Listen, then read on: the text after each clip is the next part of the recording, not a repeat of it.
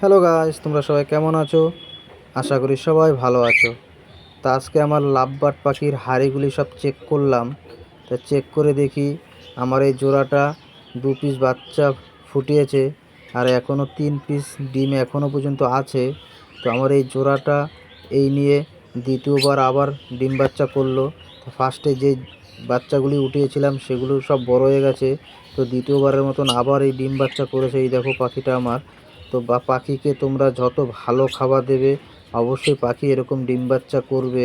তো আমার দ্বিতীয় যে আরেকটা জোড়া আছে ওই জোড়াটাও ডিম দিয়েছে। তো তোমাদের দেখাই, তো এই যে জোড়াটা দেখো সবেমাত্র 2 পিস ডিম দিয়েছে। তো এই আরও ডিম দেবে এই পাখিটা।